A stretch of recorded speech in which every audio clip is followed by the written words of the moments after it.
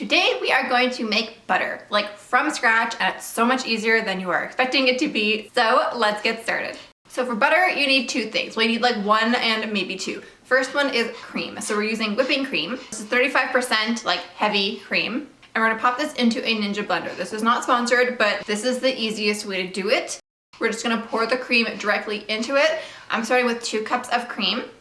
And we're gonna pulse until the texture visibly changes. So first it's going to become thick, like whipped cream, and it's going to become stubborn and not wanna whip. But you want to keep like pulsing and beating the cream until all of a sudden it looks like there's a huge shift in the blender and you see a lot of liquid suddenly appear. That is what you're looking for. And like it looks like a total mess when you open it up, but this is good. So what we're gonna do now is get a strainer and we're gonna pour this through the strainer, and you wanna keep the liquid that is pouring out because that is homemade buttermilk, and buttermilk is really annoying to buy when you see it in a recipe because you only need like a small quantity usually. So if you're making butter, save this buttermilk, and that gives you a really good excuse to make something like my waffle recipe, which uses buttermilk. So I will link that down below as well. And then the solids on top are butter, but we're not done just yet. So we're gonna take these solids and we're going to rinse them with some super cold water. And this is gonna remove any of the excess buttermilk, because if you keep the buttermilk in this butter, it will make the butter go off quicker. So keep rinsing it until it rinses completely clear and clean.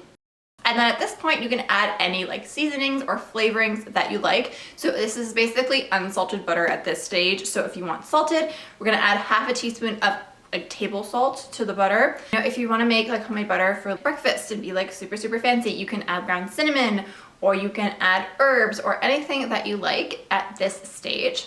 And then because we're extra, now we are going to mold the butter. So I initially put the butter into a piping bag, and this can work if the butter isn't like super cold, if it's still malleable.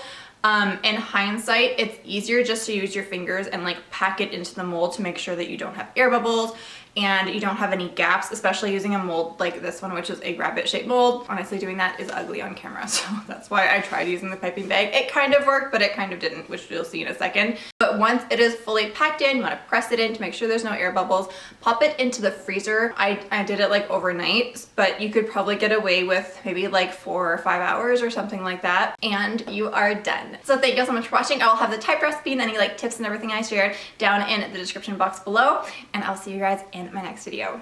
Bye!